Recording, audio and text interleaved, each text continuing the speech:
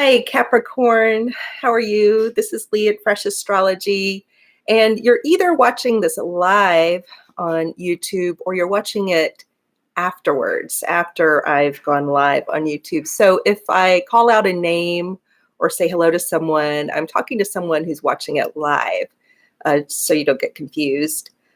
So anyway, Capricorn, we're looking at October 2019, and we're going to talk about the top 3 things that you can look for in October, top 3 things to think about, the overarching themes. I do want to make an announcement that I have a new website. It used to be freshastrology.com. It's now leesears.com, and I'll put the links below when I have a chance, but leesears.com, L-E-E, Sears like the store.com. And there I also have a membership lounge. I'm going to do the more in-depth readings there. It's a small fee-based lounge that you can join if you want the more in-depth readings. And I've already started to put up the 2020 readings, and I have the more in-depth October readings there as well. So please come find me there if you'd like that. And let's get going here. So top 3 things. First of all, we start the month in Libra. So we can't forget the Libra energy, because that is where the sun is as we start the month. And that would mean balance and beauty and harmony and seeking justice. But think of balance. I think we're going to focus on the balance here. And for you guys, for Capricorn, Libra hits the 10th house. It rules your chart in terms of your career direction, your overall life trajectory that's public.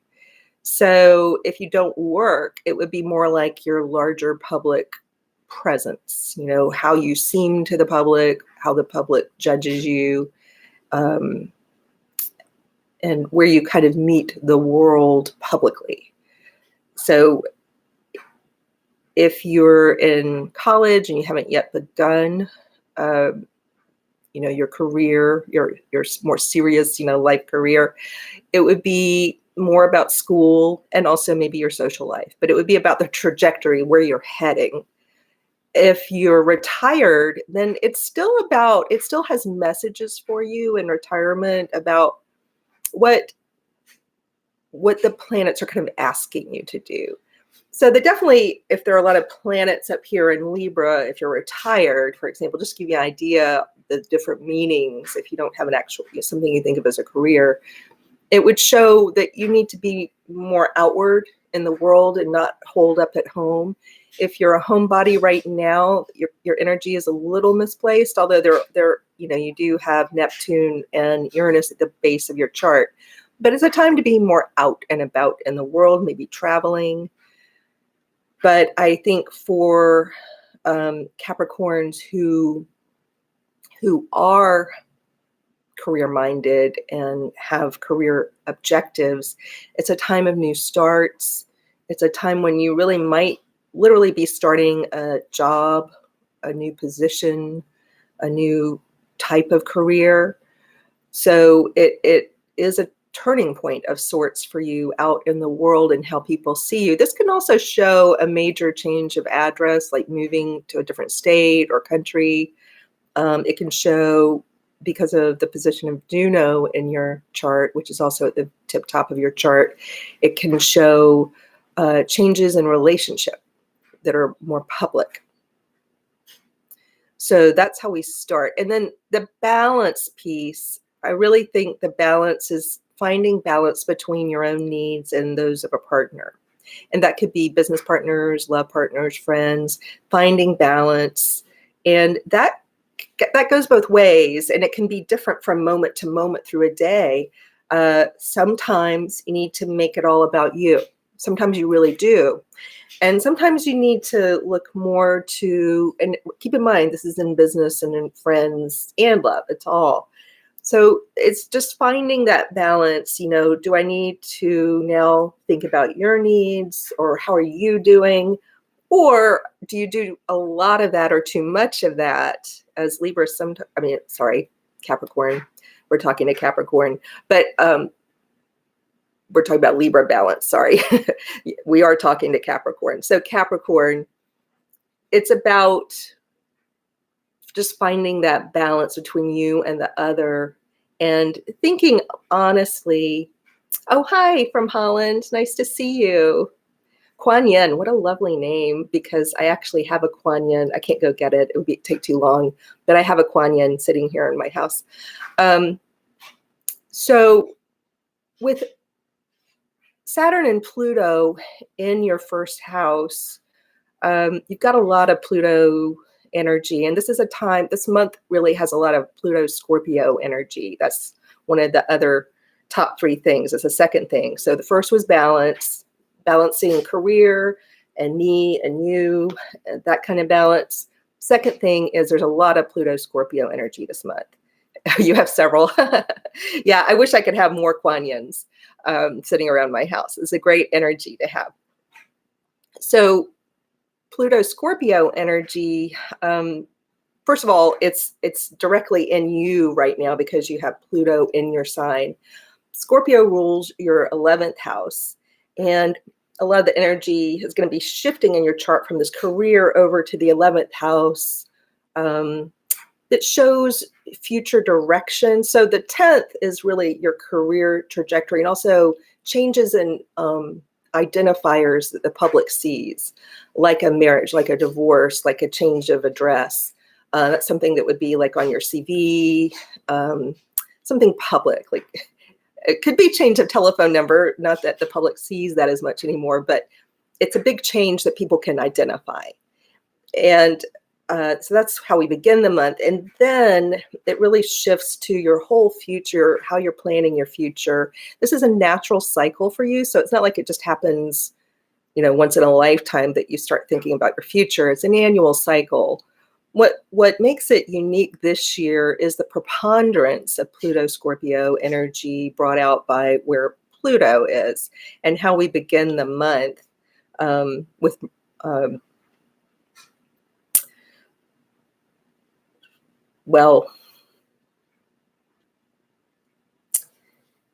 it has to do with Mercury going into Scorpio as Pluto turns direct. So when you have those two things together and then you end the month, and the third thing is the Mercury retrograde at the end as we have this new moon in Scorpio. So it's a lot of that energy is what I want to say. And so what does that mean for you?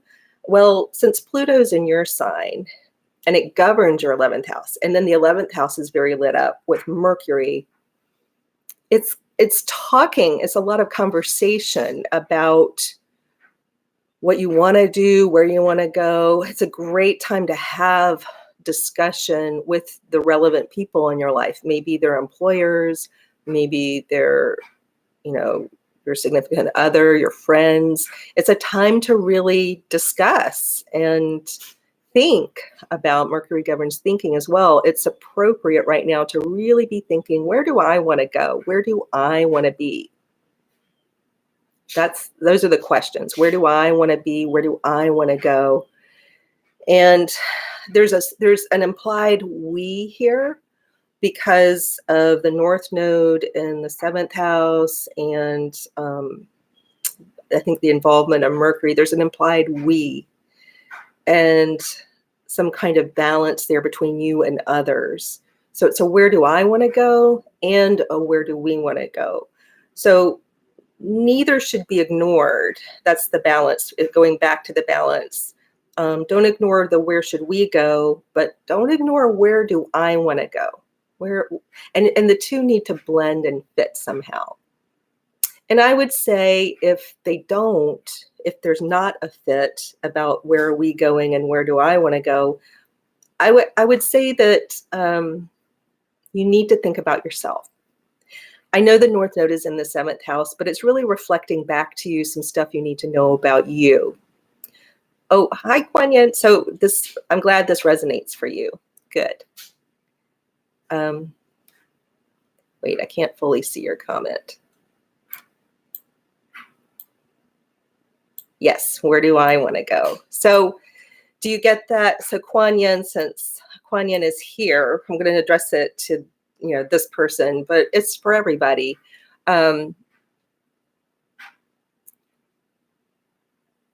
Just get the distinction between measuring where are we going and where do I want to go. And again, just to recap, if they don't mesh, it's really where do I want to go? Where do I need to go?